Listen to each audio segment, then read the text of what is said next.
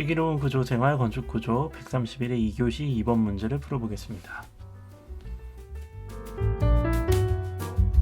이번 문제는 이론적인 배경을 한번 정리를 하고 적용하는 형태로 한번 그렇게 문제를 한번 풀이를 해보겠습니다. 사실 기술사 수준에서는 다음처럼 일반 이례 정리 혹은 상보 이례 정리를 이용해서 문제를 푸는 것이 대부분이죠. 따라서 결국은 이 정리들이 카스티글리아노 제1정리 혹은 카스티글리아노 제2정리, 즉 선형 탄성 상태에서만 적용하는 카스티글리아 제2정리, 대부분은 이 수준에서 문제가 해결된다 라고 보시면 좋을 것 같습니다.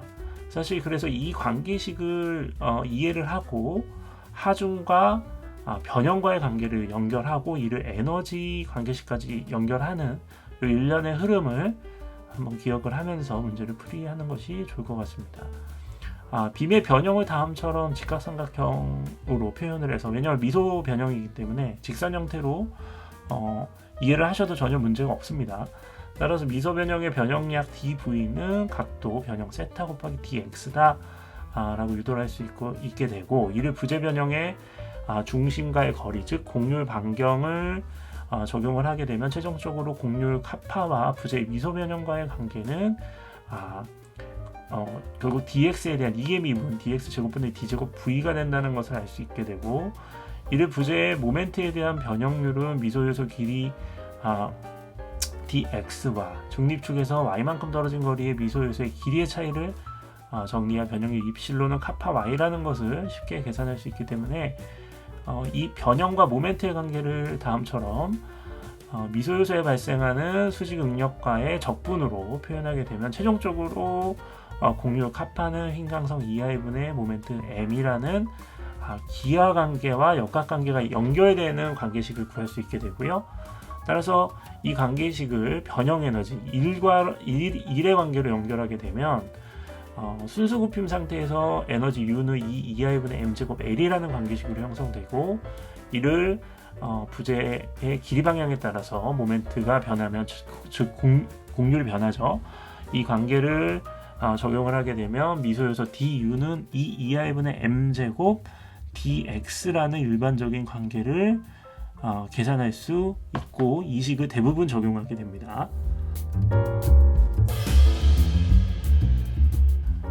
du는 2i 분의 m제곱 dx라는 일반적인 관계식을 가장 많이 사용하지만 이론적으로는 변형에 대한 관계식으로도 변형 에너지를 계산할 수 있게 됩니다. 다음처럼 m을 치환해서 모멘트를 치환해서 변형에 대한 관계식을 집어넣게 되면 결국 부재의 변형, 즉 기하적 관계와 부재에 발생하는 내력과의 변형 에너지 관계를 계산할 수 있게 되고요. 결국은 2분의 2i 곱하기 dx 제곱분의 d 제곱 v의 제곱 곱하기 dx다 라고 정리를 할 수 있게 됩니다.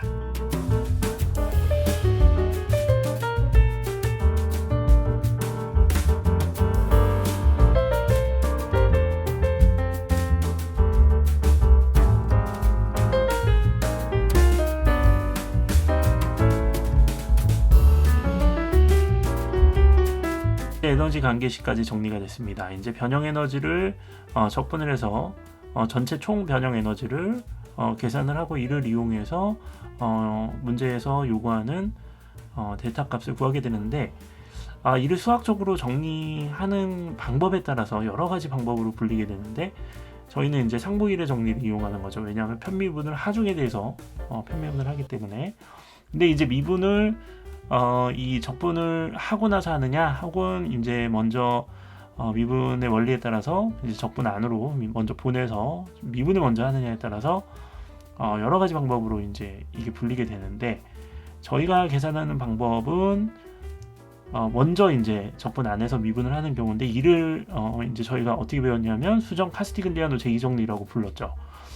이거는 이제 선형 탄성 상태에서만 적용이 가능한 거고, 이 문제에서 요구하고 있는 풀이 방법은 단위하중법, 즉 수정 카스티글리아노 제2정리를 활용하는 방법인데, 통상적으로는 이제 단위하중 1을 직접 이제 적용을 해서 이제 내부 스몰 m을 구할 수도 있지만, dp분의 dm, 그 내부의 편미분이 사실은 이제 단위하중을 적용해서 정리한 모멘트 관계식 스몰 m에 대한 관계식이기 때문에 문제에서는 단위 하중을 적용을 해서 이제 그 스몰 m을 직접 구해서 이제 보여주셔야 되겠지만 수학적으로는 사실 dp분의 dm 이 내부 편미분 값과 동일하다. 그래서 스몰 m을 구하는 결국 방법의 차이뿐이고, 이를 유도하고 발표한 인물, 시기, 국가에 따라서 이게 사실 다르게 불려질 뿐이지 원리는 동일하다는 것을 이해를 하시면 좋을 것 같습니다. 이제 문제로 돌아가서 문제 이제 큰 원에 대해서, 전체 원에 대해서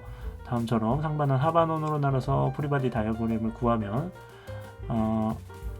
사실 이제 적분이 전체 360도의 적분이 이제 불가하죠. 그렇기 때문에 다음처럼 이렇게 나눠서 걸리는 하중을 다음처럼 정리를 하면 될 것 같고요. 주의할 것은 상반원의 그 모멘트 반력에 따라서 이 PR이라는 모멘트가 발생한다는 것을 주의를 하면서 정리를 하시면 문제는 평이하지 않았나 그렇게 생각이 됩니다.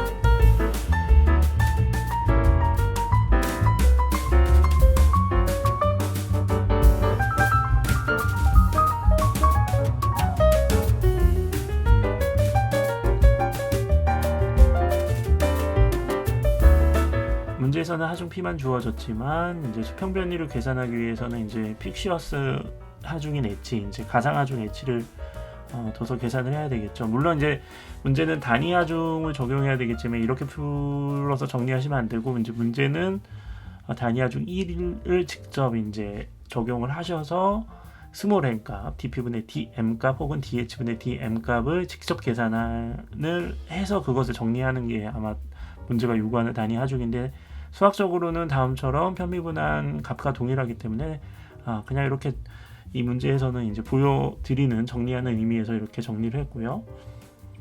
문제를 이제 계산을 해서 이제 적분항에 2I분의 라지 M 스몰 m을 적용을 해서 이를 적분하면 수직 하중과 수평 하중에 대한 값을 계산할 수 있게 됩니다.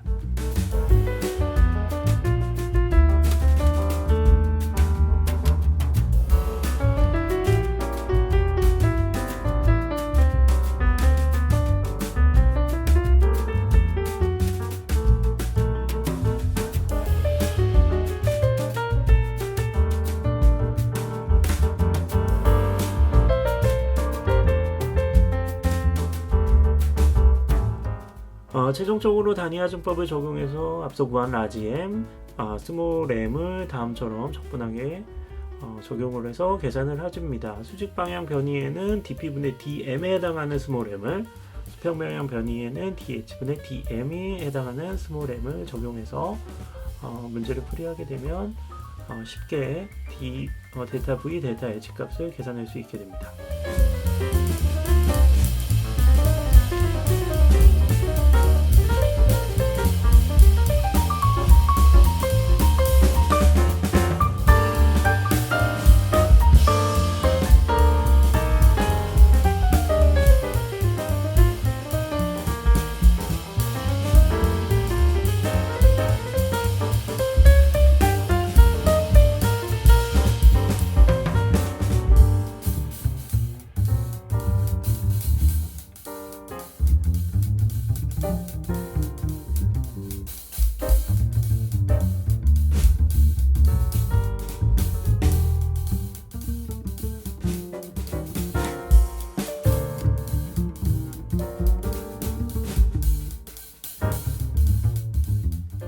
검산 차원에서 변형 에너지를 제곱항을 포함한 그 전체 변형 에너지를 계산하고 각 하중에 대해서 P와 혹은 H에 대해서 편미분을 하게 되면 앞서 구한 그 단위 하중법에 의해서 계산한 그 결과값과 동일하다는 것을 확인할 수 있게 됩니다.